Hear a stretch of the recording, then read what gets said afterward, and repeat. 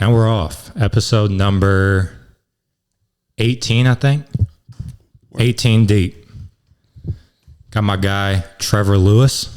Trevor, I appreciate you being here, bro. Yeah, thanks for having me. So let's start out with people who don't know you, don't know what you're about. Give us a little bio, who you are, what you do, where you've been. Take us through the journey. For sure. So I was born in New York, moved here when I was pretty young. Went to Webster Groves High School. That's how I know you. After that, I went to University at Tufts in Boston, and I was there for 1 year before I transferred back to St. Louis. Got my economics degree from SLU, and then after that, I went to law school. I started at SLU Law School, and then I ended up transferring to WashU. So just did that, finished in May. Now I'm an attorney here in town. So right off the rip, I didn't even know you were born in New York. Yeah. That's crazy. Yeah. So how old were you when you moved here? I was like 7 or 8. I was pretty young. Okay. So, yeah. Moved here for because of the parents' job or whatever? Yeah, my dad got a job at Edward Jones in De Pere. So nice. Yeah. Cool. So then was there I bet you have memories of New York, memories of St. Louis. For sure. Was there a big adjustment period? Obviously meeting new people and stuff, but culture-wise maybe? I was pretty young, so I don't really know if I noticed that much of a culture difference moving here, but I still go back to New York a lot because I got family there, and it's definitely very different. Facts. So. And then, Tufts University. Yeah. I was wondering, because I had never heard of that school. Mm-hmm. So I was wondering how you got hooked up out there. Not hooked up, but you knew of it. Yeah.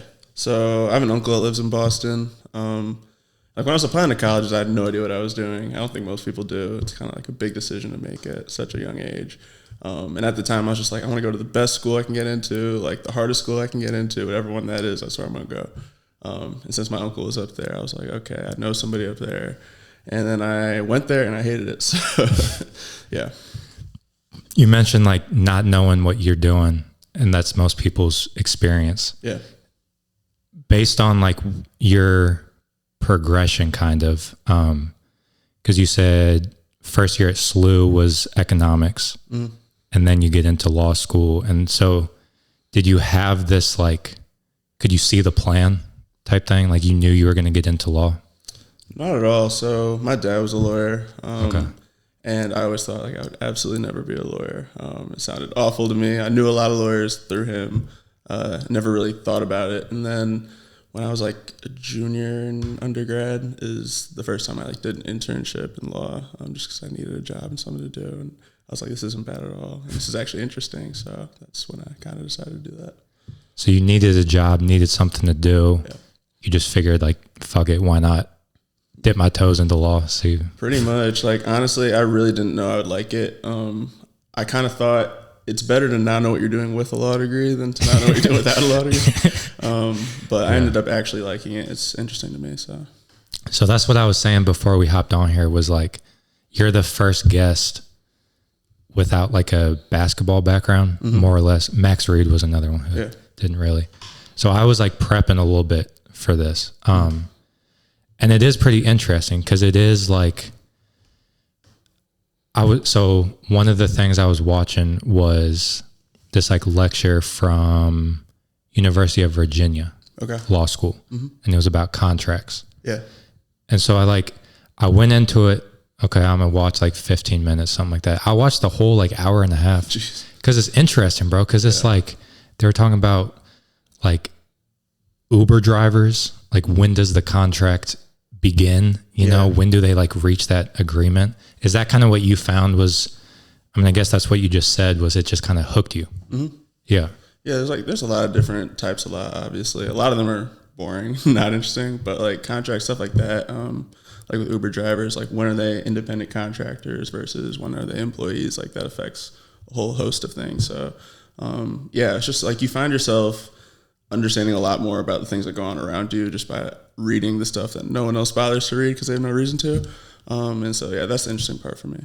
So are you, you download an app and are you now a read the terms and service type of guy? No? I probably shouldn't say that, but no. Yeah, I'm not doing all that. So mentioned it earlier. Law is like very broad. Well, shit, before we do that, you were economics at SLU first. Yeah. And that's also very broad. Yeah. Did you have like a niche that you focused on? Not really. I had no idea what I wanted to do with my economics degree. It's kind of like how I picked my first school and I went to Tufts. I had no idea what I was doing. I was like, yeah, I'll be an economics major. And then I just never changed it. So I really had no idea what I wanted to do in economics. I just knew I wanted to be a business major. So because that's what you, at Tufts, you were a business major. Yeah, I was an economics major at Tufts. Okay. Yeah. And then, so you did a year at Tufts with economics and then SLU for your second year of college. Yeah, I just finished college at SLU. So okay. My last 3 years, yeah. Got you.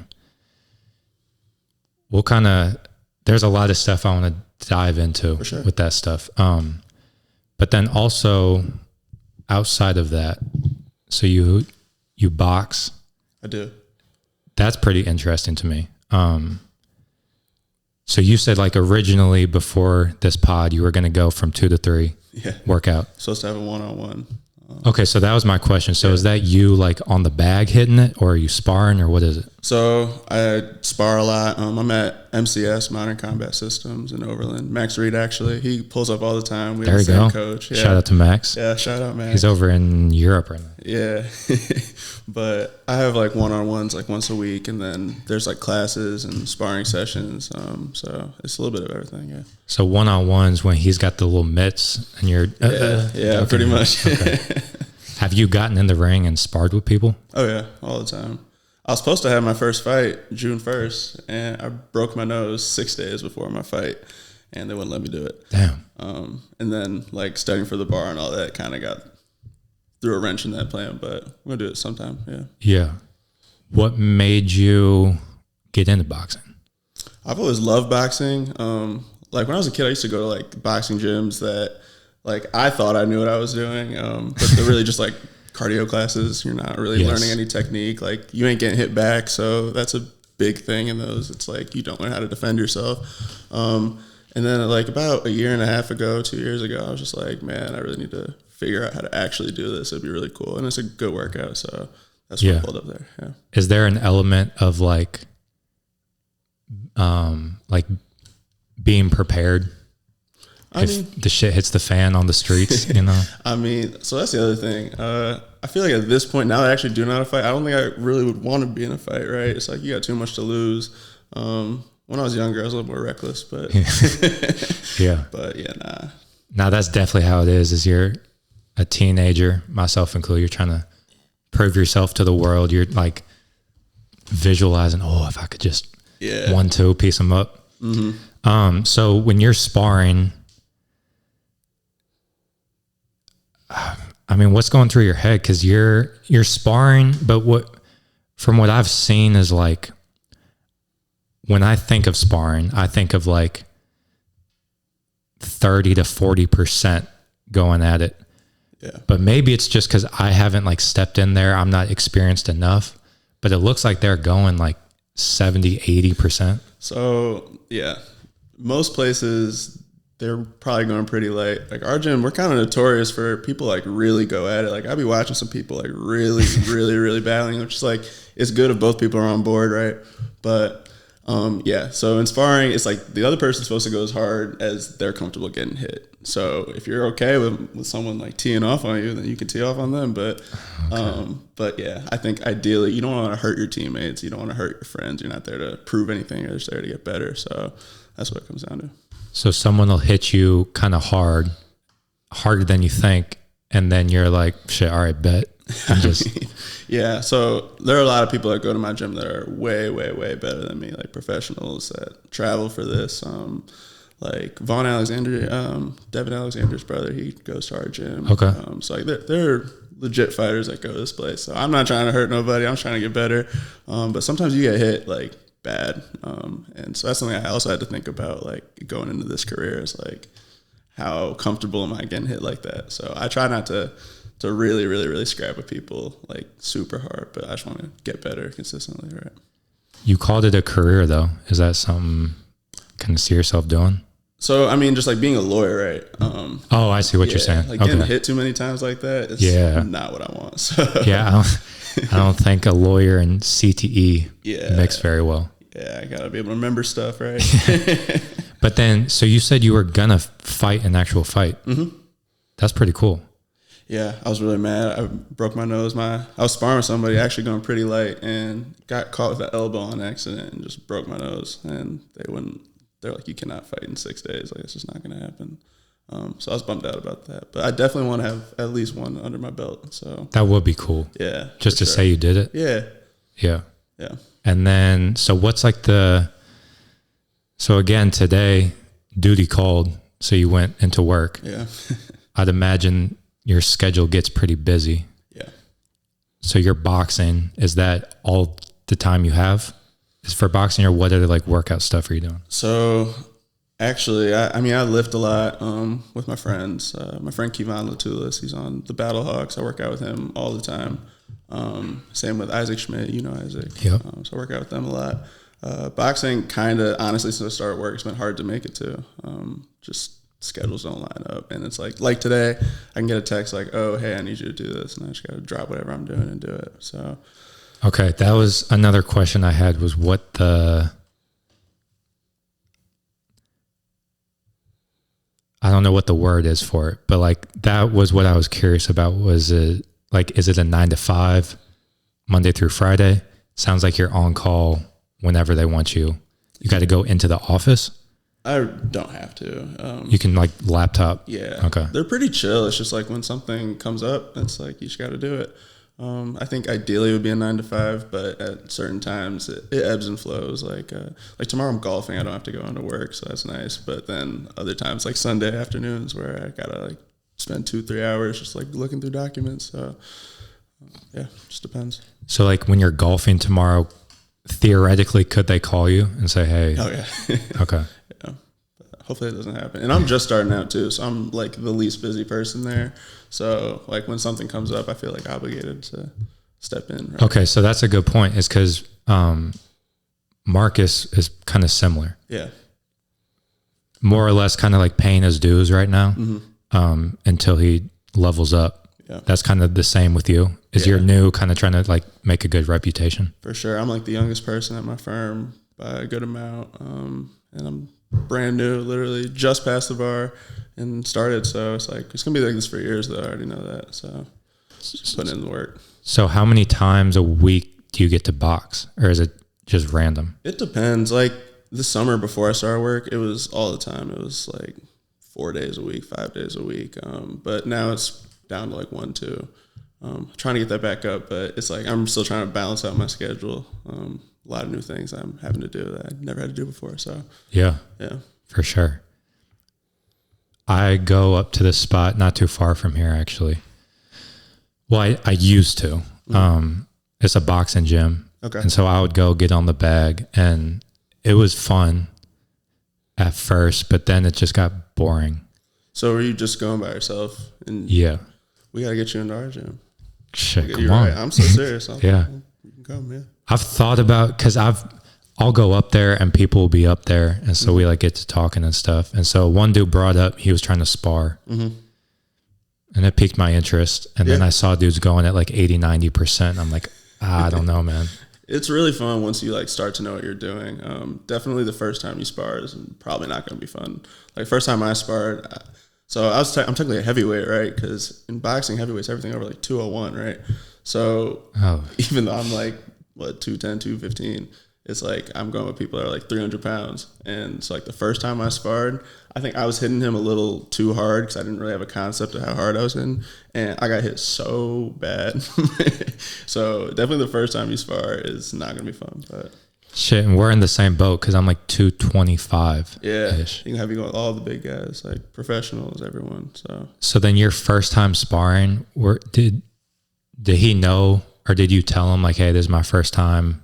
Yeah. Let me like ease into it a little bit. Yeah, and that was completely my fault because I was definitely swinging too hard. And so this dude's like, you gotta calm down. Didn't calm down. Messed myself up like bad. So. Yeah. Because that's my big thing is, if there was just a way, I don't want to get hit in the head. Yeah. That's my thing. That's hard. Exactly. Yeah, there's no real like way around it. If I'm stepping in the ring, I'm going to leave myself open to getting popped. Yeah, it's just, you're going to have to do that a few times before you get good enough to not get in the head, right? So boxing, rugby. Did play rugby. Which was fire. Love that. And then piano. I do play piano, yeah. So these are three things these are skills you have to learn. And basketball training is very much that, teaching players skills. It's literally what it is. So I've like dove pretty deep, I guess, into like the psychology and stuff behind learning and like what's the most effective way to go about it. So we're on the boxing topic. Let's stay there. So like there's techniques and stuff. Some dude told me to like, as I'm punching, to like turn here, stuff like that. So is that what it was like, it's you and then a trainer, and then the trainer is telling you like what to do? I mean, yeah, for the most part. That's part of the reason I do like boxing in different formats. Like we have classes, so you can work with a ton of different people, where you're not getting hurt or anything. It's just like straight up technique, like the coach telling everyone what to do, how to do it better, get to work with a lot of different people. And then like sparring's where you implement it all. And then the one-on-ones is like more tailored towards me, so I can get better on certain things that maybe other people don't need to get better on. So. And then when you're sparring, are you thinking about the technique and stuff, or are you just kind of going? You try to. It definitely can come at you fast though, especially like if you get hit bad. Yeah. Dude, you try to remember everything, but it's hard. That's the other thing, dude, is like, hold up. Is I've like gone just like messing around with the homies, just kind of like chess boxing or whatever, and he'll like pop me, and then like the fight or flight just fucking takes over, and I just like go crazy. Yeah, I don't want that to happen. Yeah, see, like a good boxer, they'll expose you for that, right? That's what I'm. That's what I'm saying. Yeah. So let's talk about rugby now. So rugby, I was very surprised to read that. Yeah. Like that's kind of not random, but like you don't hear people play that very often. What like sparked that? Was that always something you were into? No, not at all. My roommate was just like, hey, they need people on the rugby team, so let's do it. And I was okay. And then I broke my wrist, and then that was that. And I was like, man, I'm not doing this no more. How far into the season did you break it? Like the beginning, it was awful.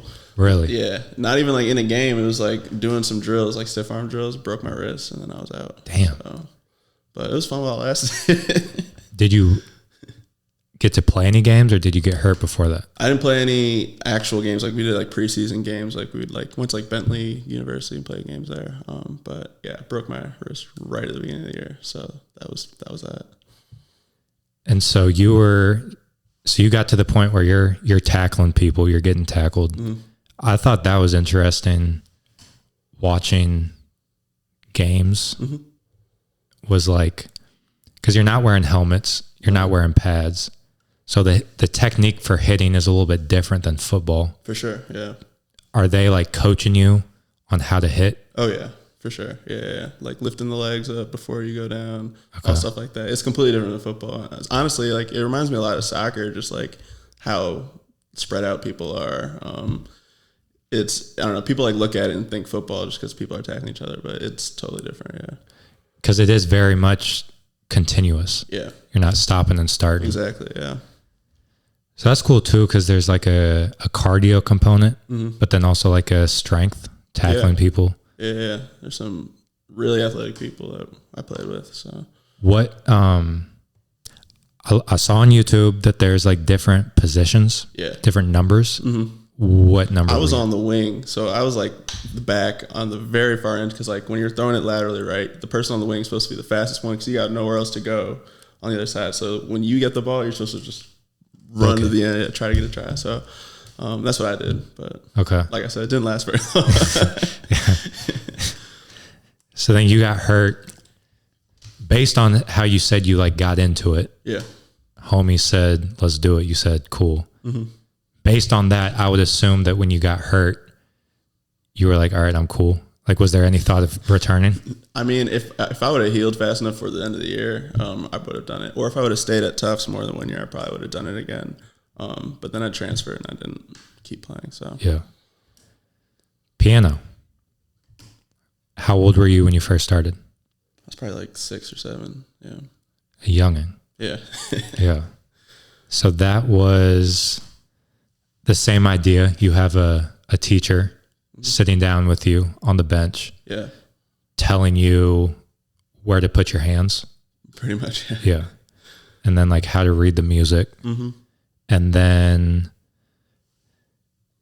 the goal with that is to, like, lessons in general. The goal with that in your case is to be able to like play a lot of songs. Is it to like just be able to freestyle and be good? So different people got different goals, right? I started doing it when I was a kid, and my parents just wanted me to keep doing it. They kind of like, I don't want to say they made me do it, but it's like if I'm playing all these sports, like you got to keep doing piano, basically. So I got into it because my brother, he's a musician, he plays piano. He's a lot better than I am, but yeah, my goal really is just to learn how to play cool songs, surprise people because no one knows I know how to play piano, right? Yeah. But yeah, and then like different teachers have different ways of teaching, right? So I did classical piano for a long time, which is very technical, like read the music, like this is where your hands go, this is what finger you use to hit that note. And then I ended up switching over to jazz piano. When I did jazz piano, it's a lot more improv and understanding the scales and what you can play when, and not necessarily just like reading music straight up. So love that. Okay. So jazz piano is more so like, here are the tools, use them when you feel like it. Pretty much, yeah. Okay. Yeah.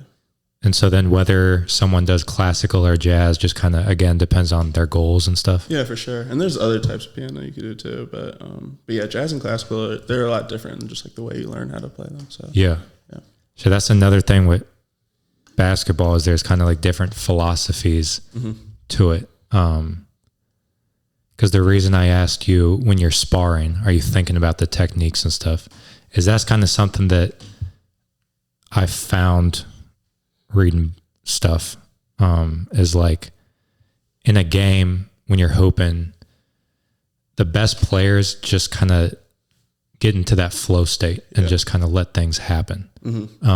Whereas if you ask like some sorry ass shooter, like what they're thinking about when they're shooting, they're thinking, okay, I'm gonna put my elbow here and my wrist here, and I need to have my feet here. That just like slows everything down. For sure. Yeah. Did you feel like when you switched from classical to jazz, maybe like something got unlocked, creativity or something like that? It's definitely more fun, right? Yeah. To be able to experiment and do things instead of like, cause like after like 10 years of just like playing notes on a page, it's like, all right, what's the end goal with this, right? But yeah, jazz is a lot more fun just because like if someone starts playing something, I can just like jump in and know what I'm supposed to play. Like I think that's way cooler than just being able to read music and press some buttons, but I can do that too. So yeah. Here, scoot the mic just a little bit. For sure. There you go. Have you played with people, like in a band type thing, even if it's just for fun? I mean, just every once in a while, like my brother, he's a musician, like he'll start playing something and I can play with him, but never like actually. Okay, so that's fire, because that's what I've heard about jazz music in general, is it's kind of just, it's a group of people just kind of playing off one another and like having a feel for it, and okay, he's doing this, so I'm gonna do this type of thing. Yeah, for sure. And that's, again, that's kind of like a cool skill to have, is to just, you're at the function and the piano and you just start going, you know? Yeah. For sure. So on the LinkedIn resume, okay, yeah. there was I need to update that. Yeah, because you could flex super hard now. I could. Yeah, I don't know. I never really went out my way to update my Dude, LinkedIn. LinkedIn is a weird place, kind of. Yeah. Because it's like Facebook, but like corporate. Yeah. So it's kind of this weird, like. Yeah. I've definitely had way more people like, oh, add me on LinkedIn. And I'm like, You've seen the meme where it's like a quadrant and it's like my me or my profile picture on Instagram, Tinder, LinkedIn. It's like all completely different. Hilarious, yeah. So on that, you were a personal trainer at the Y. Yeah. How'd you get into that? So when I started working out a lot, like in the summers in undergrad, I was like, oh, I want to be a personal trainer. That'd be pretty cool. So yeah, I did boot camp classes at the YMCA. That was fun.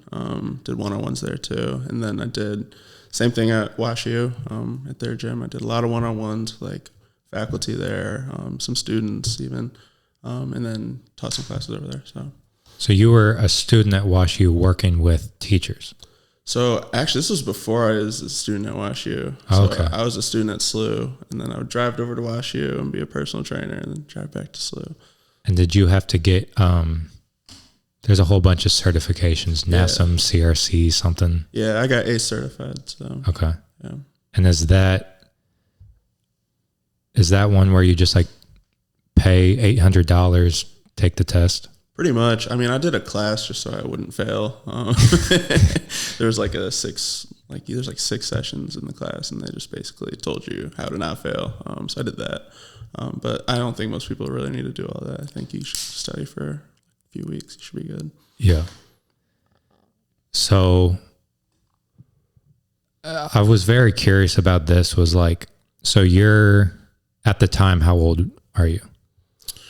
When I started being a personal trainer, I was like 18, 19. So you're young, you're mobile, Yeah. Athletic. Mm-hmm. Was it an adjustment period to then go work with the 50-year-old dad, that's kind of like working his way up to being in shape? Definitely when I first started, people were like, this is really fun, but like dial it down a little bit. I was like, okay. But other than that, like you get a pretty good idea of what people are able to do, especially if you work out all the time. Like if you're always in the gym, you generally are able to understand like, oh, if this person can do this for this many reps with that weight, then they could probably do this. Or if you see someone struggle on an exercise, you can pretty much tell what they're not going to be able to do based on that. So it wasn't too crazy of an adjustment. Yeah. And then were you able, because you were training at the Y? Yes. And at WashU? Yeah. Were you able to like choose which exercises you wanted them to do? Oh, yeah. Okay. So you could have them do anything? Pretty much. Yeah. They give you like free reign to do whatever you want. The boot camps were really fun because it'd be like a group of like 20 like middle-aged people that they would come like twice a week, and I could just do whatever I want for an hour, just like in a big like basketball court gymnasium. They had all this equipment, like do whatever you want. So that was really fun. You get to experiment and try new things, and people seemed to enjoy it. So that was cool. So the boot camp was like you with 10, 20 people? Yeah. So that's like an exercise class, like an Orange Theory, Zumba type thing. Was it like up tempo like that? Yeah. I got to play my own music. It was great. There you go. Yeah. Nice. I'm sure it's really similar to what you do with all your players. Like you probably have a lot of creativity and want to try new things, and you can just do it, right? So yeah. I just wasn't sure if like being under their umbrella, they like had a leash or something. Nah, not really. That's cool. Yeah. Okay, and then we go. Or there was something on the LinkedIn about Orange Theory, wasn't there? Yeah, I did work there for a little bit. Sales, was that what that was? Yeah, I was just like a front desk person there. Okay. Yeah, it's down the street from where I lived when I was an undergrad at SLU. So okay. Yeah. Nice. So then Tufts freshman year, not really fucking with it. Nah, a lot of cool people there, but it's too cold up there. Yeah. So what part of Boston is that, or Massachusetts? Medford. So it's like a little north of Boston. It's like north of Cambridge. So like we're kind of close to Harvard. Okay. Yeah. I got people at Emerson. Okay. Yeah. Do you know how far away that is? I mean, everything in Boston is weird because it's such a small geographic area. But it can take a long time to get places. The traffic there is awful. So it's not too far though. Were you riding the T? Yeah. Yes, sir. They actually, after I finished, they finished a new T stop like at Tufts. So you used to have to like take a bus to the T stop, which was not good, but yeah. Not fun at all. Yeah. So there your freshman year, not fucking with it. Come back home, I guess, technically. To SLU, economics. what was like, because again, that's kind of a very broad topic. Did you have a certain class or certain like section that like kind of grabbed you? So, I mean, the sports economics class that I took was really, really cool. I didn't really understand how much thought and math goes into like sports in general, right? Like how much you should be paying somebody to be an athlete. Tournaments, how much do you pay the first place winner versus the second place winner? Like enough to where it encourages competition, but people don't just slack off because like, oh, that's enough. Like there's like formulas for all this stuff. And so I thought that was really interesting.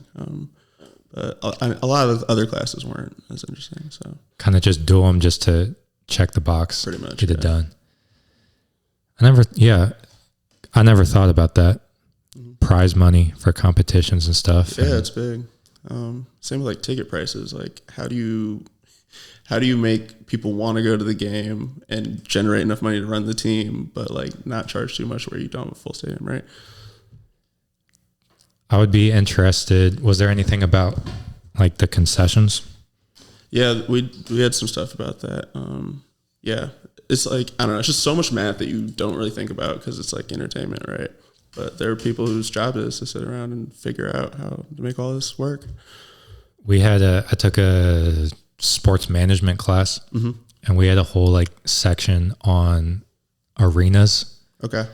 Like the real estate of it and like how much money goes into the stadiums. And I mean, it's just ridiculous. It's crazy. And you went to, not the Clippers new stadium, but you went. So last weekend I was at the Sphere in Vegas, which was insane. For the UFC? Yeah, that was fun. But yeah, it's not cheap. And what is the Sphere? Because I've heard about it. Yeah. So it's just like, it seats like, I think like 17,000 people. It's a giant dome, and the entire interior is like a screen. So like everywhere you look, you see a screen. And yeah, I think it's owned by James Dolan, like the Knicks owner. Oh, wow. Yeah. So I don't think they like him too much in New York. No, they do not. No. Although they're turning around, you know. Yeah, like shit, once he left, they turned it around. Once he stopped being involved. Have you been to the Science Center and done the like IMAX thing? Yeah. Is it like that? It's similar to that, yeah. It's just like way bigger, yeah.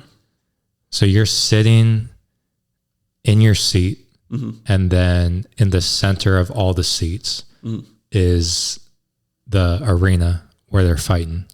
So actually all the seats are on one side, like facing the screen. It's kind of like you're like watching a movie, but in front of the screen is where they had like the UFC like octagon. But then just like everywhere you look around is a screen. But yeah, everyone's facing the same way. It's kind of weird how they set it up that way. But so like 360, yeah, is what's going on in the. Yeah, they had like different movies playing and stuff. Like it was, I don't know, it was a whole experience. Like I would have gone there for anything, honestly. Like it's cool that UFC was there because I'm into the UFC. But like I would have gone there for whatever concerts because it was so cool to see everything like around you all the time. So when they're fighting, are you watching the real people? Yeah. And not the screen? So when they were fighting, they had like all these different backgrounds that they like generated. So it would like look like they were like honoring Mexican Independence Day or whatever. So they would have like different backdrops that like made you feel like you were in Mexico, but like the fight was going on in front of that. So yeah. That's interesting. It's pretty trippy, yeah. Yeah. So the thing you posted on your story, was that like, because I thought you had like special effects edited that somehow. That was you pressing record on your phone. Yeah. Yeah. They had like in between each fight, they had like these movies, and it would be like talking about the history of fighting in Mexico. And then like they would take you from one location to like a new location, and there'd be a different backdrop, and then the next fight would start. And then they did that a few times. That's crazy. It's insane. It was one of the craziest things I've seen. Yeah. And then so the Clippers new stadium. Yeah. It's similar, I think. There's some like the wall. Yeah, that's going around. Yeah. So that's crazy because when I had that sports management class, I mean, I did my thing on the arena where the Heat play. Okay. And I forget what the number was. 100 something million. So then I can only imagine the Sphere, the Intuit Dome. Yeah. And it's just going to keep on climbing, I feel like. Yeah, no, they're definitely going to keep innovating in stadiums. It's going to get interesting. We got to get Marcus to take us to a game. I'm saying, bro. Yeah. We would. For sure. Yeah. Where do you think this goes? Like the money in sports? Because the owners of the Celtics, they're selling the team. Yeah. And then the initial thing was like projecting it at like $6 billion. Mm-hmm. I mean, you could get a bunch of people together. Yeah. But there's only like a couple people on the planet that can afford that. For sure. So that, and then like the money that goes into these arenas, do you think that the like money in sports, do you think it's like a bubble, like it'll pop and go back down, or where do you see it going? So as far as like the franchises and the teams themselves, I don't know if any of like the major leagues in America, like I don't know if it's going to pop. It just seems to like keep going up. I don't think anyone's ever lost money buying a professional sports team in like one of the major leagues, right? So Facts. The arenas, that could get interesting, like with all the disputes between like how much taxpayer funds are you going to use to build a stadium, like in Kansas City right now, like they're arguing with the state of how much money they're going to get. So stuff like that gets interesting. I could see these arenas like getting a little too crazy and pricing people out to the point where like they would have to charge so much for tickets that it wouldn't even make sense to do it. That's kind of what happened at the Sphere in UFC. Like they said they budgeted, I think, $6 million to like put on the event, and ended up costing them more like $20 million, which is why the tickets were like insane. And I'm like, that's not sustainable. But as far as like just buying the teams, I think that they're just going to keep going up. Like there's no reason for them not to. And then what do you say is going on in Kansas City? So like, yeah, like Kansas City, other places too. Like teams are like threatening to leave their local markets because the government like doesn't want to keep giving these billionaires money to build stadiums. Like you are going to get all the benefits from building the stadium. So why should we give you money? But then the teams just like threaten to leave. So like, I don't know. As far as like the stadiums and the arenas go, I think that can get interesting. But the teams themselves, I feel like they're just going to keep making money, right?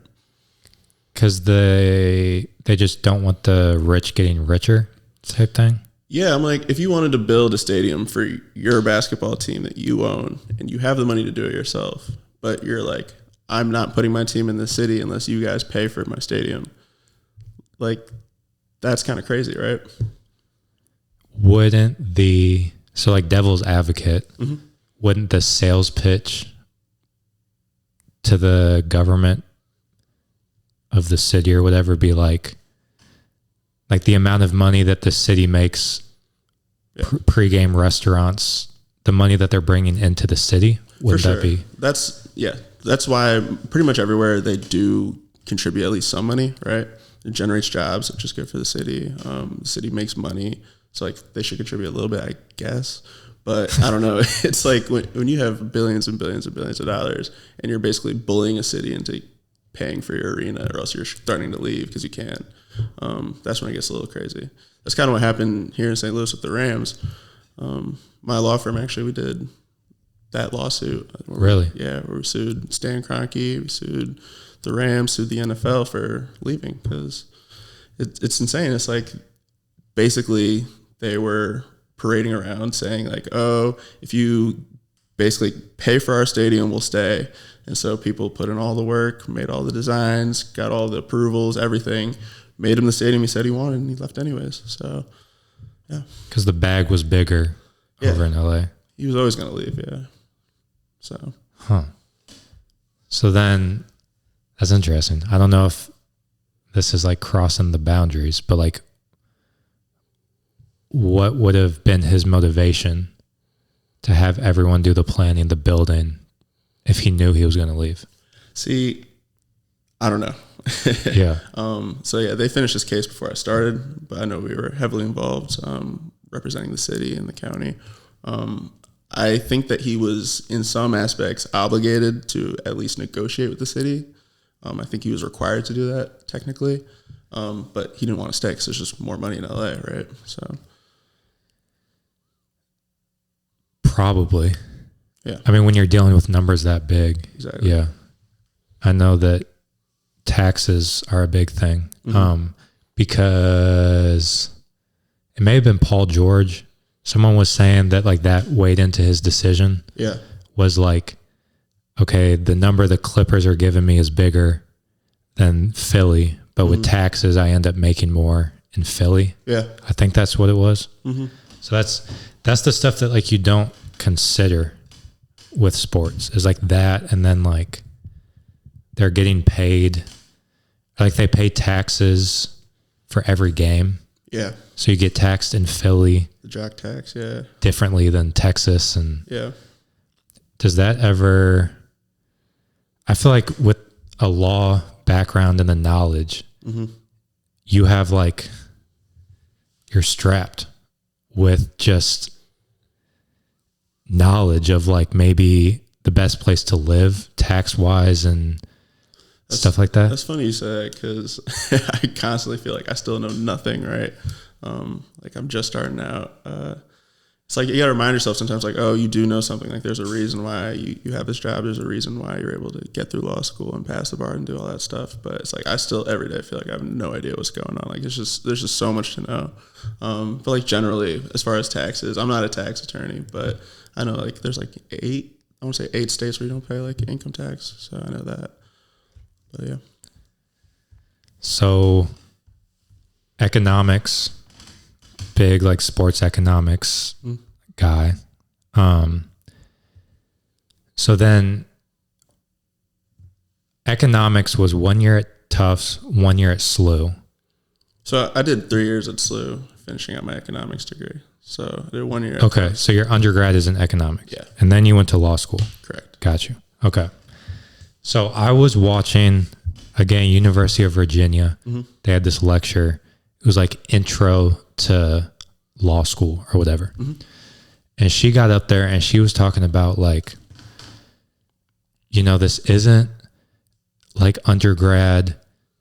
The only way to keep up, bro, she said the only way to keep up with the class is to do the reading assignments. Yeah. The amount of anxiety that just shot through my veins. Yeah. Like there's nothing I would hate more. Yeah. Was that what law school was for you? Was like a shit ton of reading? Yeah. So, I mean, law school in general, it's completely different from school up until that point, just the way they go about it. So the first year, especially in law school, they do like the thing called Socratic method, where essentially they tell you what you're supposed to read, you come to class, and they can just call on anyone and ask you any detail about what you were supposed to have read. And so if you don't read, it's number one, going to be embarrassing. Number two, you're not really going to get anything out of it. But pretty much all law school is reading. They tell you what cases to read, and then they discuss the differences between cases, and that's kind of how you navigate your way through understanding what the law is. And then like your entire grade is one test at the end of the semester. That's pretty nerve-wracking too. But yeah, it's just a ton of reading. And that's what being a lawyer is in general. It's like you got to read all these cases to understand what you're talking about. So when you're, so like present day, when you're doing research, yeah, you go on Lexis. Isn't that the name of it? That's one of them. Okay. I use Westlaw mainly, but okay. Yeah, Lexis is another one. Yeah. So you're researching, reading different cases? Yeah, essentially. So a lot of my job is like the people that are higher up than me, which is everyone at this point. There'll be like some nuance in a case, like a very specific legal question that they want an answer to, right? So they'll come to me and be like, find out in this state if they can do this. And so I jump on the computer and I just start reading. Like you keyword search, do the best you can to narrow your results, and then you just start reading and try to get an understanding of like how courts rule in certain states or jurisdictions. So yeah. That was another video I watched, was like a day in the life of a lawyer. Yeah.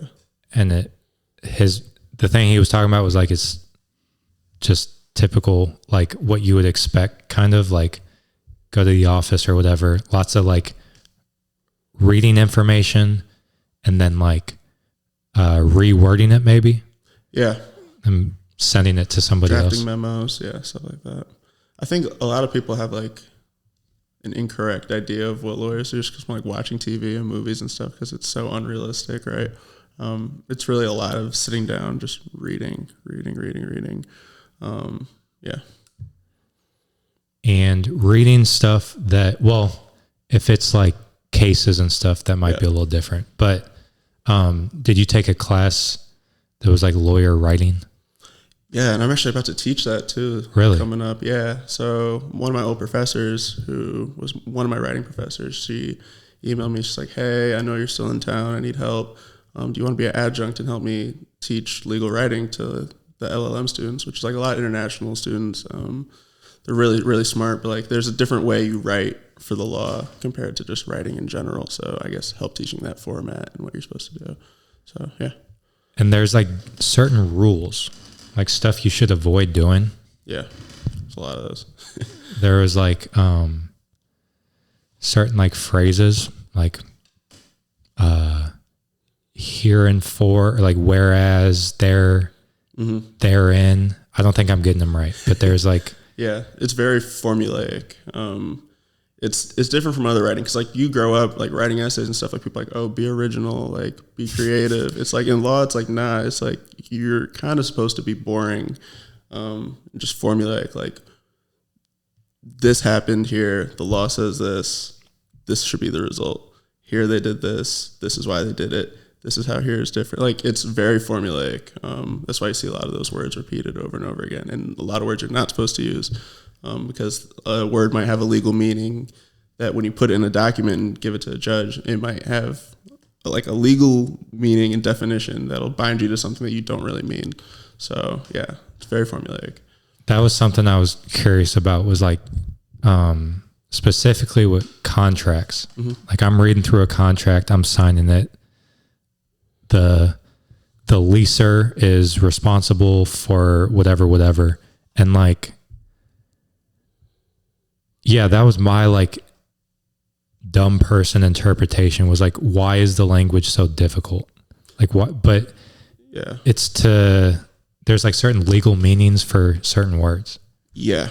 So yeah, it's not, like I said, it's not like when you normally write how you can leave some things up for interpretation. It's like if you use certain words, it means certain things. Like you have to be very specific when you're writing a contract.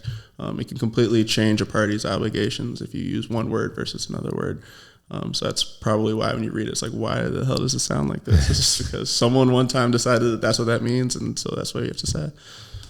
Have there been court cases that like the main difference or the reason for clashing heads is like the interpretation of words? Oh, yeah, all the time. Yeah. That's a big thing they test on too when you're trying to become a lawyer. Like sales of goods, right? When you buy something, it's like, what words can you use to describe a product? Like if I'm selling something and use a certain word and you think like, I don't know, I'm trying to think of like a good adjective to use. Like if I say, oh, it'll last like a long time, right? This isn't like a real example, but like if I say it's going to last a long time and you think that means 10 years, right? But in reality, I think it means 6 years, right? Then that's when you can like pull in extrinsic evidence and look at what other people have interpreted it to mean. Like you really get in the weeds with certain stuff like that. So that's a lot of it. Yeah. What if a business is talking about a product or something and they're saying, like the best watermelon in town? Yeah. You can do that. Yeah. And then, yeah, go ahead. Yeah, it's because like there have been a ton of cases about this, obviously, right? Because people be like, "Oh, you said it was good," and ends up being awful. But mainly with words like best, like you see it all the time, like best blank in town, right? With words like that, most courts, if not all courts, they've landed on like, oh, it's an opinion, it's subjective, and there's no legally binding meaning. Like you can't prove you're the best in most instances. So you can say that, like. You can say this is the best table in St. Louis that you can buy, and no one can really come for you. But other stuff, definitely, if you say like, oh, it's made from the most expensive tree, like you can't just claim that, right? This is made from the best tree. I can say that. You can say that, yeah. Because best is subjective. Exactly. Like who am I to tell you it's not, right? Okay. What if... Oh, there was some pill company. I forget what, but like they were citing statistics. It's this percent effective, whatever. Yeah. But then the study, once you like dive deep into it, there's like holes in the study. Is that comes up illegal all the time? Yeah.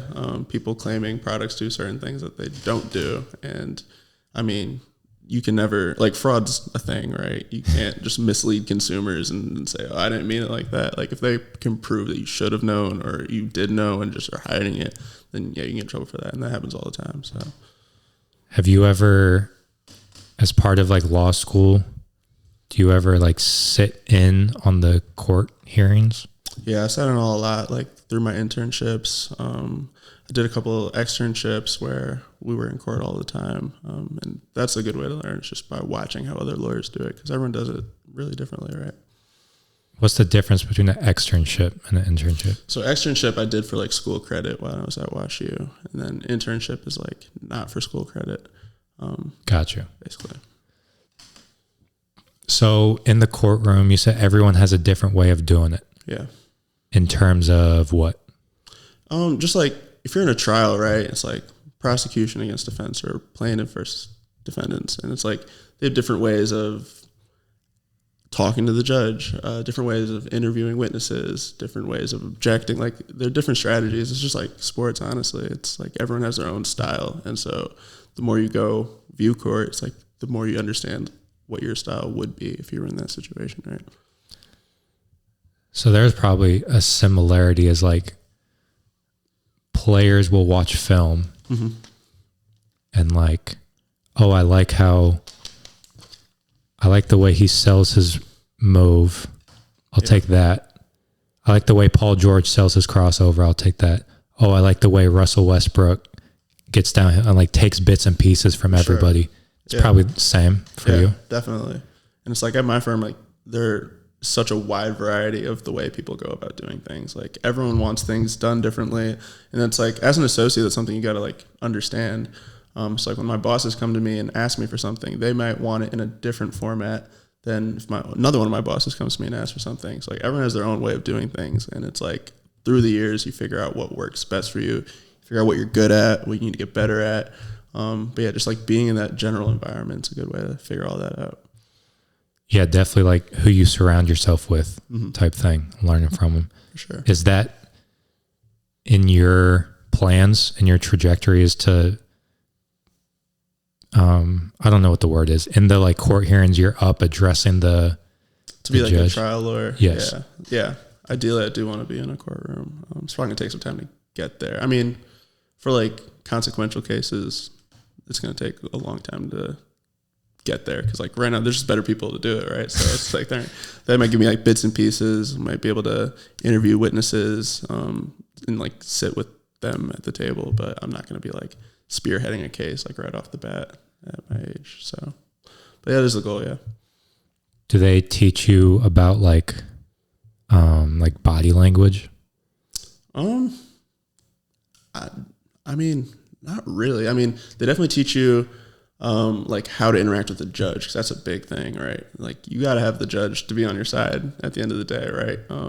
And they're just, a lot of lawyers go about it in a wrong way and how they interact with judges, and that's not what you want. Like you got to be really, really careful, like how you address a judge, how you answer questions, your conduct, like when you're in a courtroom, stuff like that. But as far as just body language, I don't know yet. How you talk to the judge, like if they ask you a question saying, well, and like address them by the name? Yeah, definitely have a lot of respect, right? Don't make snide remarks, anything like that. But like when a judge asks you a question, it's like being able to just stay on point, answer the question in a respectful way. That'll get you pretty far, honestly. I've been in courtrooms where a judge is like asked a question to a lawyer and the lawyer like snaps back at him, and that never goes well, right? So you got to know what you're doing in that sense, for sure. That will be tough, because I bet the judge he'll like call you out on some BS and kind of, I bet it would be easy to take stuff kind of personal. Yeah. And snap. For sure. So there is like this removing of the ego, maybe. Yeah. definitely. And like just I said, like the writing is really formulaic. It's the same way you argue in court. It's like pretty formulaic. You got to take your ego out of it. It's like when you submit a brief and you basically say, these are the points I'm going to make. I read these cases. I think the law says this. The judge could read that and be like, this is complete bullshit. This is not what this case means, right? And you got to be able to stand up there, still be respectful and address them. And that's not easy. So, and removing the ego too from like, so like if you're a trial lawyer, you'll be like a case will be placed on your desk, so to speak. And then they'll like hire you to be their lawyer. Yeah. And like you have to take their side no matter what. Yeah, you got to be an advocate for your client no matter. I mean, if you accept the case, right, you got to be a fierce advocate for your client. And a lot of times you don't agree with what's going on, right? Like we're a big defense firm, right? So a lot of instances where most people tend to side with like plaintiffs and prosecutors when something bad happens, right? You just assume the person being accused is guilty or they did something wrong. And so you really got to set your ego aside. When you get a case, you got to defend someone else's conduct regardless of how you feel about it. So, yeah. So that's what your firm specializes in, is people who have been accused of being guilty? So we do a little bit of white collar criminal defense. We primarily do corporate litigation. So like big companies when they get sued, like if you had a problem with, I don't know, like Samsung, and you like, Samsung did me wrong in whatever instance, right? It's like Samsung needs to go get lawyers, right, to defend it. And so a lot of instances, just like the general public will be against the big companies, right? So you really got to set your ego aside when you're defending other people's conduct where you may not have had anything to do with it. So yeah. Yeah. What's the like timetable to be a trial lawyer? Like how long do you think that takes? So I think in like certain cases, I definitely could be in a courtroom like soon. But to get like the big cases that people know about and that you hear about, I think it might be a while. Normally like before you're up for partner, it's like 7-ish years. And I started like a month ago. So it's going to be a long time before I'm like spearheading things on my own. But I definitely think I'll be involved in some good cases. So. Because is that the goal, is to like do the big time cases that everyone knows about? Definitely, yeah. In order to get to where you are now, you had to pass the bar. Don't know too much about it. I know it's very complicated. Yeah. I know that you were out in New York specifically to study for the bar. Yeah. Why? So, I don't know. A lot of distractions here, right? Okay. But also, I just know how I learn and how I get things done. And I think if you just like lock me in a room and gave me a task, like I could figure it out. So I was like, if I'm really serious about this and I didn't want to fail, I'm like, the best way to do that is just to go to New York, where my parents have a house up there and no one was staying in it at the time. So I was like, if I just go there by myself, like there's no way I'm going to fail this. That's basically my mentality at the time. Like if I stay here, there's too many distractions, honestly. So yeah. And then to study for it, like it's just how you would study for a test, kind of just reading and memorizing stuff, or what? Like, what do you have to do to pass the bar? So now they got all these bar prep services online, and it's just really time consuming. Like it's a ton of videos and questions. I think to get like all the way through the program, it's like they say like 360 hours or something crazy like that you got to put in over like 8 to 10 weeks, right? But it's really just sitting in front of a computer, watching videos, answering questions, stuff like that. But if you do that, you should be able to pass. It's just, you got to be disciplined, really. Yeah. Watching videos, asking questions on like the cases and dissecting them and stuff. So for the bar exam, there's 2 different parts, right? So there's the writing part, which I think they have 15 different categories of law that they can ask you about. So they only pick 6. You have no idea which 6 they're going to pick out of the 15. So you got to learn all 15 categories of law. Like there's property, there's contracts, civil procedure, criminal law. Like there's a ton of different categories. So you got to basically be prepared for whatever they throw at you for that. And then for the multiple choice, there's 7 categories that you know you're going to get tested on. And you get 25 questions from each of the 7 categories. So those ones you definitely need to know. But then additionally, there are others that you might get tested on that you need to learn. So the videos are really just refreshers on all the different categories of law that you might have learned like 2 years ago, right? So it's just watching a ton of videos, answering questions. But yeah, it's just doing that nonstop for 2 months, 2.5 months. Yeah, I was going to say, like, you brought up the word discipline. Yeah. I mean, that's got to be what's like, so you're up in New York at the parents' crib, crib to yourself. Yeah. And you're just locking the fuck in. Pretty much, yeah. Is it like what's the daily schedule?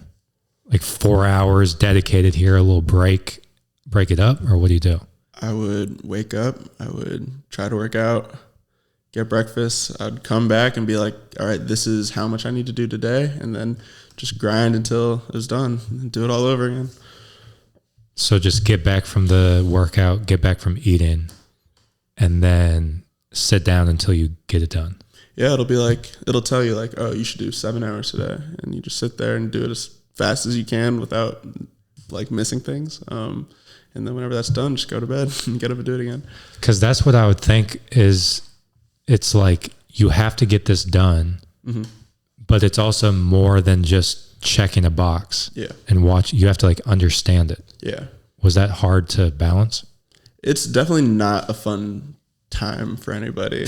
Like everyone I know, they were going through it. Like it makes you feel so dumb. Like the entire process of studying for the bar. Like even like after I took it, I was like, I did not feel good about it. No one feels good about it. It's like there's just way too much. Like there's no way you can be confident that you know what's going on 100% of the time. So yeah, it's hard. It's really hard. Do people normally pass it their first time?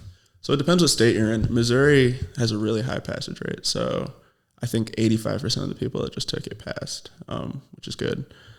In other states, like I think California, it's like below 40% of the people that take it the first time pass.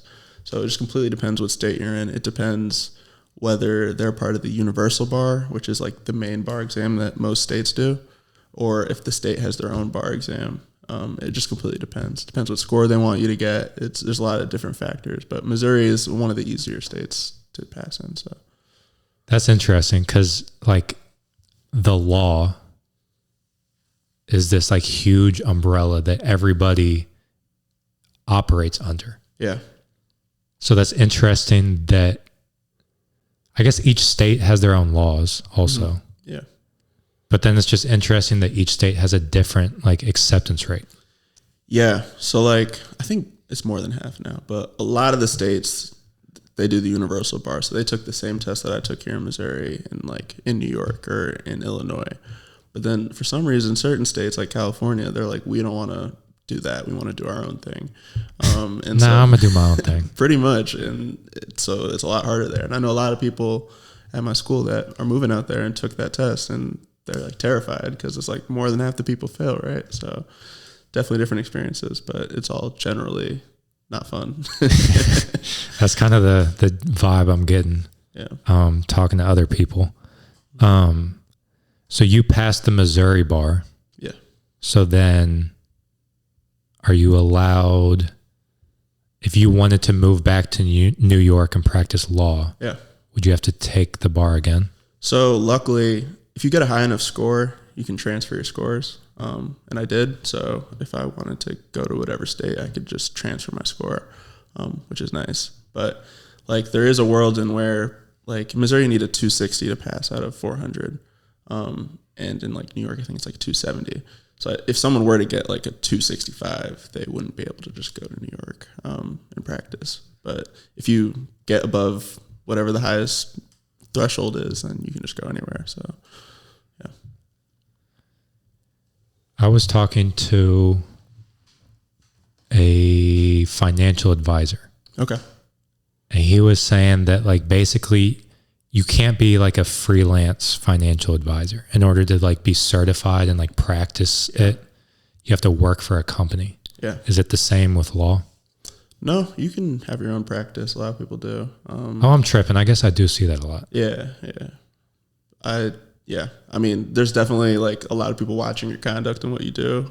You can get in trouble if you're not doing things the right way, which I think is probably the reason why financial advisors need to be under someone else. But yeah, you can definitely do it on your own. For sure. What would you say is like the thing you do? Because like lawyer reading, sitting down, like it's strenuous work. Mm-hmm. A lot on the brain.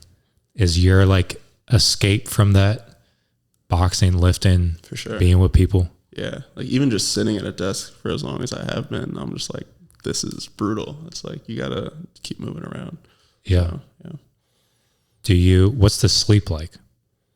I mean, so far it hasn't been that bad. I can tell like within the next few months it's gonna ramp up a lot. I'm probably gonna have even more work to the point where I'm gonna have to change some things. But right now it's not that bad. Normally get in the office like 8:30ish. Normally done by like 5:36. Go to bed normal time. That's not too bad. Yeah, no, but I have a feeling it's gonna get bad. Like the more stuff I start to get put on. Yeah. So that what you just said, the bar exam, the grind, like it's a grind. Yeah, is kind of what I'm getting. What makes it worth it to you? I mean, I'm a really competitive person. That's part of the reason I want to be a lawyer. It's like I like winning. I find this stuff interesting too. It's like you look at everything differently. Like when you have a deeper understanding of like what's really going on. So that's cool. And then of course, like the lifestyle is nice. It's like most people I know that went to law school, they just like doing nice things, having good experiences. Like they don't mind working really, really hard. But at the end of the day, when you want to go do something fun, it's like you're having a good time. So I think that's a lot of it. Yeah. So you're like, you go to the Sphere. Yeah. And you're like, okay, this is worth it. Yeah, I went to the Olympics too, like a month and a half ago. Yeah, I wanted to talk about that. Yeah, I wouldn't be able to do stuff like that if I wasn't working these types. How was that your first time out of the country? No, I've been out of the country a lot. Yeah. Where have you gone? A lot of places. I've actually been to Paris before that. Been to China, been to Italy, went to Paraguay. I lived in Paraguay for like 2 months. That was fun. Wow. I've been all over the place, yeah. Were any of those study abroad with college or just all on your own? So I did, when I was in Paraguay, I was like 15, like training with the soccer team down there just because I thought it'd be cool to do. But yeah, I didn't do study abroad when I was in undergrad or anything. What part of Italy? I went to Sicily. Okay. Yeah. I went to Tuscany. How was it? It was fun. Yeah. It was really cool. What was your favorite part? Honestly, the place we were staying at kind of like personified, I think, from what my experience was, the whole like culture. Okay. It was just very like calm, slow moving. Yeah. You go to eat, you order, the food comes like 20 minutes later. They all just take naps in the middle of the day. Yes. It's amazing. Yeah, that like just the calmness, the slow living, you know? But yeah, like every day we would wake up, do our thing, and then go out to like different little pockets. Okay. Of like the people, the life, you know, the food and stuff like that, and exploring. Sure. That's fire. What was Sicily like? Sicily's incredible. That's like one of my favorite places I've been. Yeah. Yeah. Did you, a big, like, not even an adjustment because I didn't have to drive, but driving was like a big difference. Yeah. Did you drive? I did not. Nice. I went to Iceland in March and I drove there and I thought we were going to die. That was not fun. Don't drive in Iceland. What's driving like over there? It's just like there's so many, like it was March, so it's still pretty cold, right? There's like one main road that they like actually plow, and then all the other roads, it's like up a mountain with ice. It's like the roads just end. It's crazy. Like, I do not recommend it. We went to, so we were in Tuscany for like a week, and then we went to Rome. Okay. Rome was cool. I don't know if I'd go back just because it's like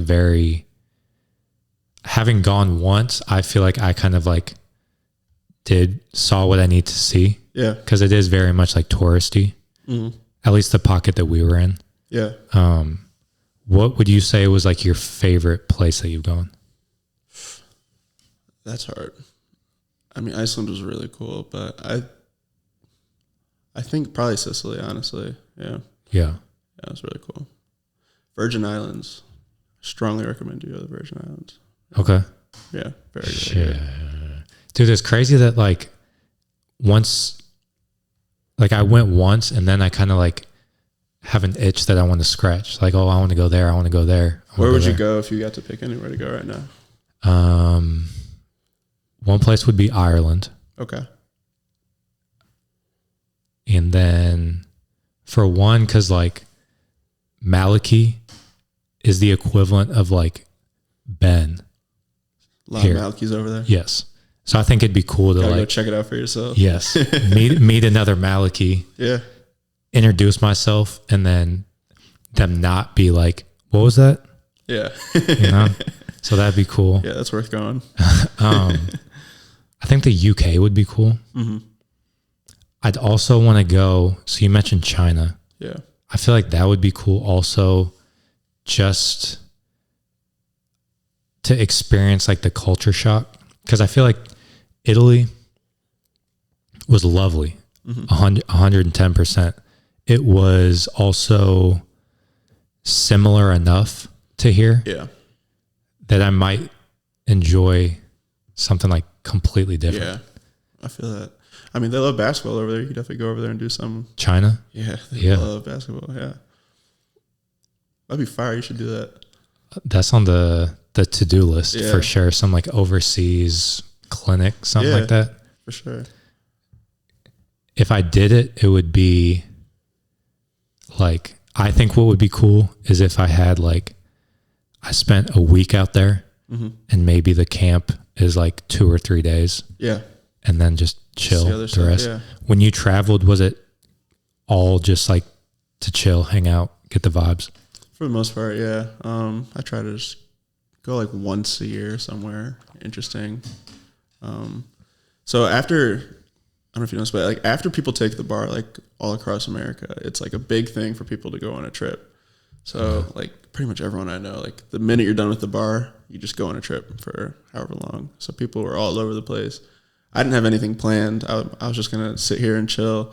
And then I got FOMO because all my friends were like in the Czech Republic or like Nigeria, like having a great time. And I'm like, why am I sitting here in St. Louis? So I booked my trip to Paris like 3 days notice, bought all my tickets, just like I'm doing it, going.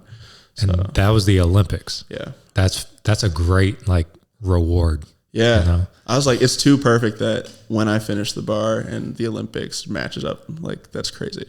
So the thing for me that honestly, the thing I was most like nervous about was the flight. Cause it was like a 9.5 hour flight. You don't like flying?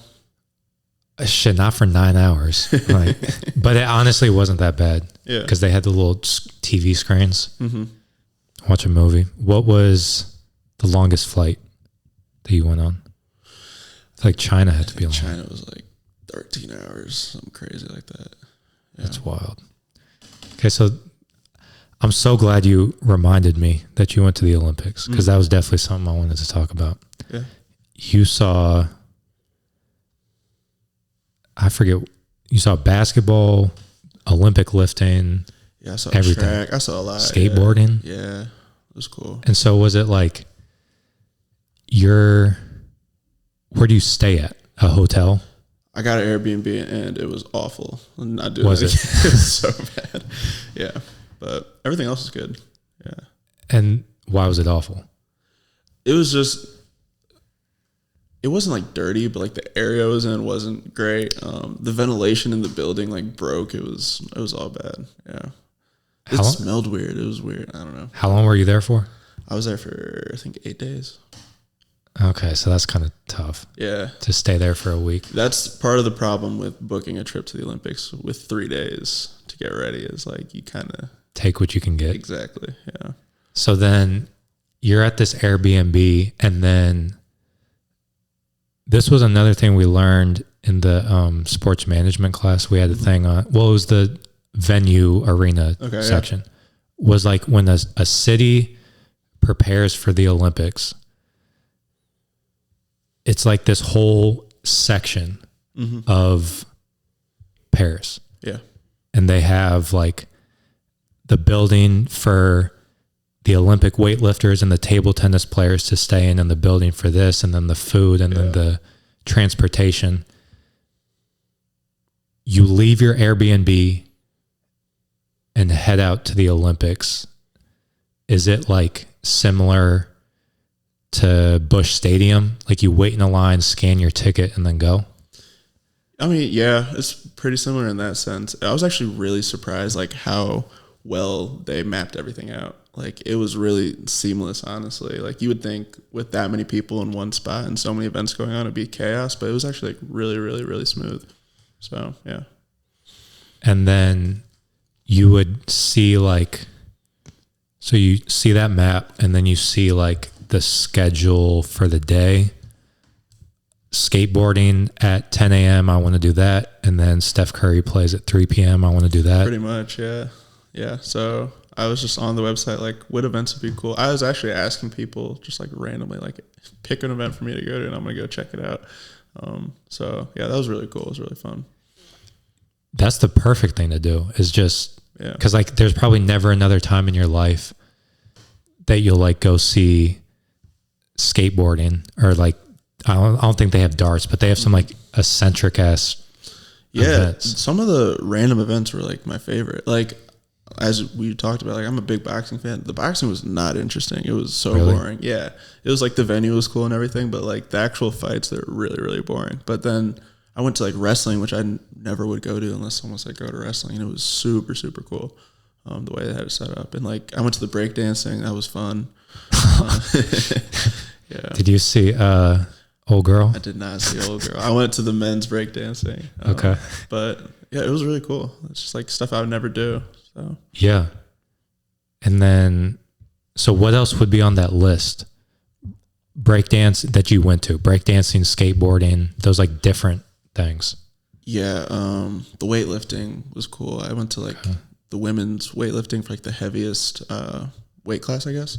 And it was so cool. I didn't know anything going into it. I didn't know how they scored it. I didn't know how it was like competitive and like what sense. It was really cool the way they set it up. Let's see, what else did I do?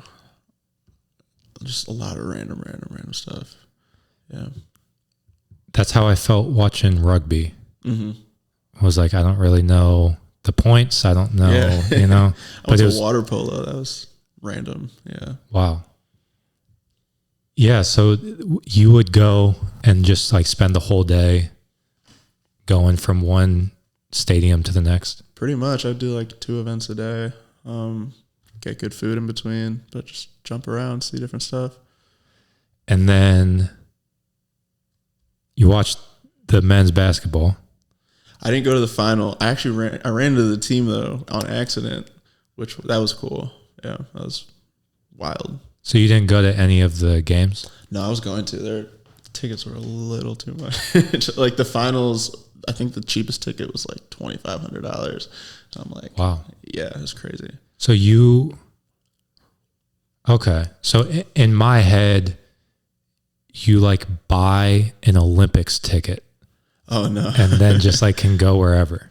No, that'd be ideal. Very much so. Yeah, no, I had to buy tickets to individual events, but like I would just like look at the schedule, like what was happening that day and be like, okay, I have free time in the morning. So what events are happening in the morning? And then that's how you end up at some pretty random events. So, yeah. Yeah. Okay. And then where'd you run into the men's team at? It was crazy. I was leaving a restaurant pretty late and I was just trying to get back to my Airbnb and all the subways were closed. I called an Uber and it was like trying to have me walk like 12 blocks away. I'm like, what is going on? I'm like, screw it. So I started walking and I just hear people screaming and yelling. And this is the night that they won the gold medal.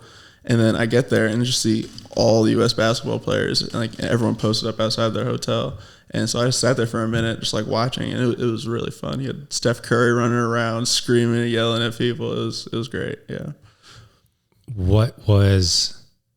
Because I feel like it's one thing to see them in an arena playing, but you're like up close to them. Yeah.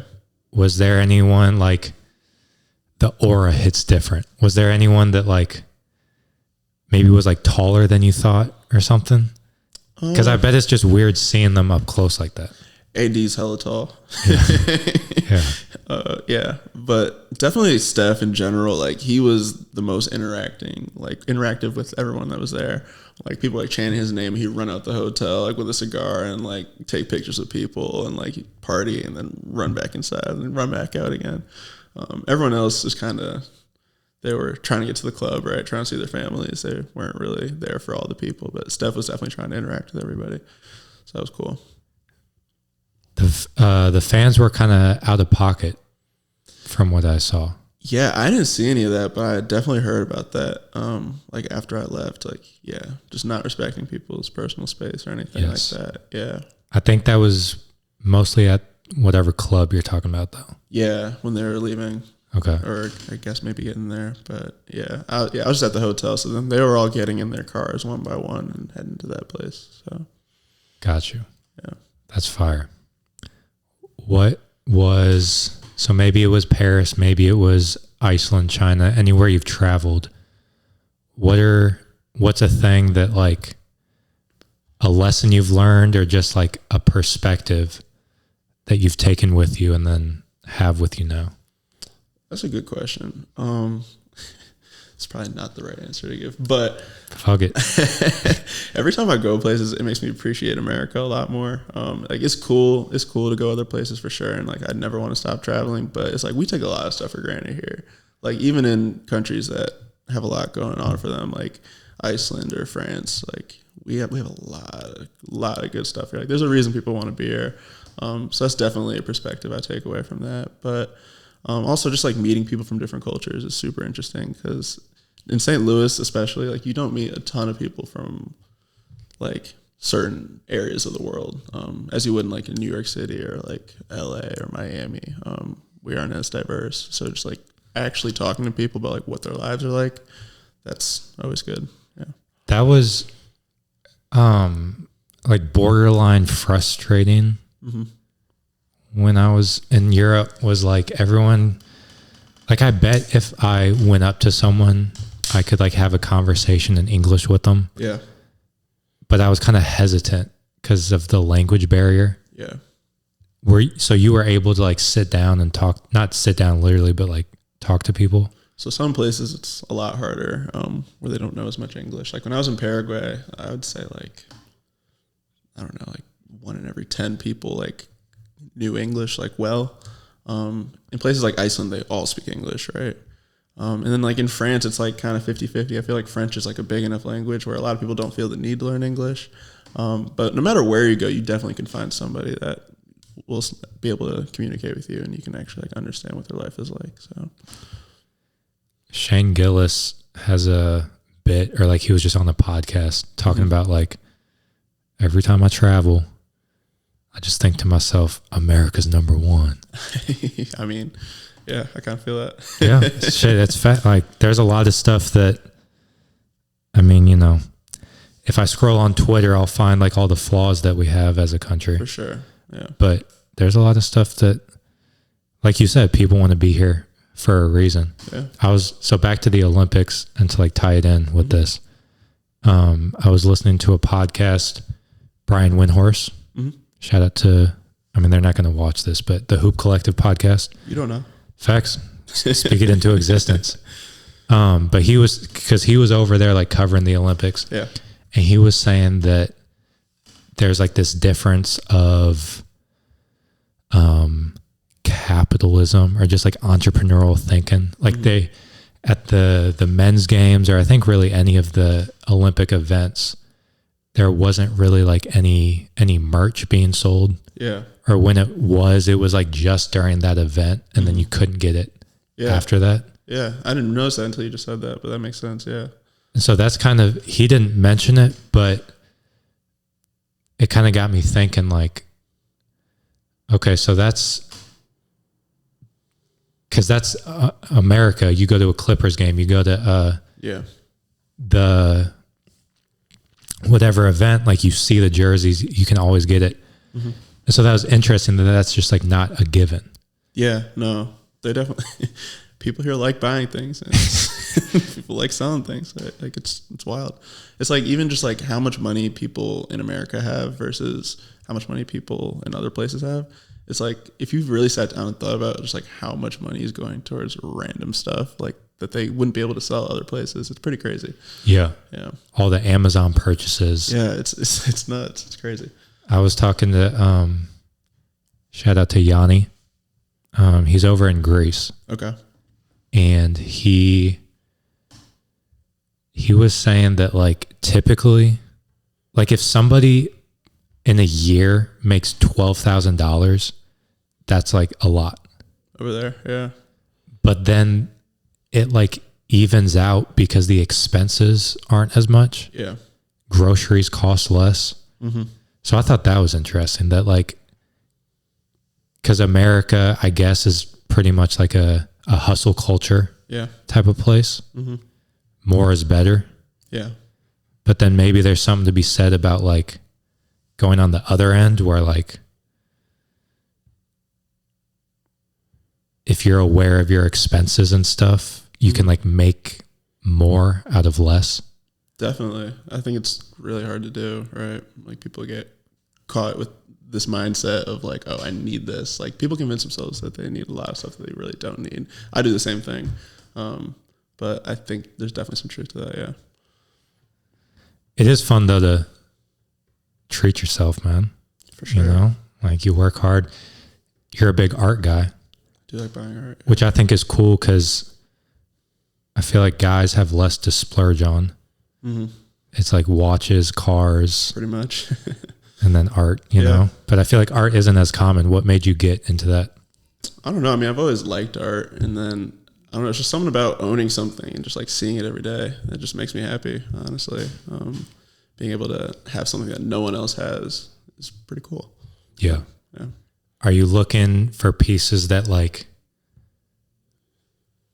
look cool, feel good, like hit you different? Or what are you like, what's your criteria for buying something? So I like things that are abstract, but like that you can tell what they are. So like not like super abstract. Like I don't want like a Rothko, just like a red box. Like I don't get that. But I don't know. It's just like things that have like a good story. Like when I was in Puerto Rico, I bought this painting of like the aftermath of one of the hurricanes there. And it's like one of my favorite things I have. So like definitely something that like means something. But it also needs to look cool, right? So yeah. Houston was in Puerto Rico for a minute. Okay. He like lived there. Really? Yeah. He said it was like very like natural living. Mm-hmm. He didn't really go into detail, but I guess that means like fruit off of trees and stuff. I mean, if you're in like the city, it kind of reminded me of like Miami, but outside of the city, like closer to the rainforest, it's definitely more like that. Yeah. Okay. Yeah, I did both, so I got the duality of what it had to offer, but yeah. There you go. Yeah. Well, shit, I think we went through the full journey. For sure. Went through, law, art, Olympics, travel. I think we went through everything. Yeah. Can I ask you a question? What made you want to start doing this podcast? That's a good question. It just kind of felt like the next logical step. I don't know if I necessarily have like a 10-year plan with it. Yeah. But I can definitely see it becoming a source of revenue or whatever it ends up being. More so, it's conversations like this. Like during this conversation, I'm like providing value, I guess, to people. For and sure. I can highlight someone else's journey and the things that they've gone through to help people learn from their experience, and they can come on here and share who they are and just spit game. And then I'm also able to learn too. Like this was the perfect example. So it's great that you asked that question, because like you being on here is the perfect example of like, I've learned so much prepping for this. Yeah. Having this conversation. Sure. Like it's just a great way to meet people learn things about people. Yeah. Just felt like the next step. For sure. Well, it's fire. I appreciate it. Yeah, I appreciate you coming on here, man. Yeah, anytime. Very, very gracious to take time out of your lawyer duties. This is more fun than reading documents on Sundays. Yeah. So with that being said, I like to end things with, so like if you have any last like words of wisdom or just like some sort of message, anything you want to leave the people with, you can do that. Or if you don't have anything, you can just go straight to where people can find you or anything that you want to plug. So I don't really know if I have anything I want to plug necessarily. The IG, something simple. If you want people to find you. Ooh, I don't know if I do.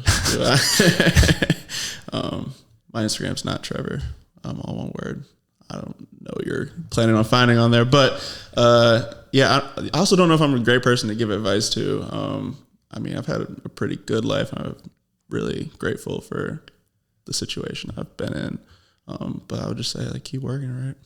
So all it comes down to, like, you got to play the cards you're dealt, right? So whether those are good, like what I got dealt in my life, or bad, it's just like, do your best, man.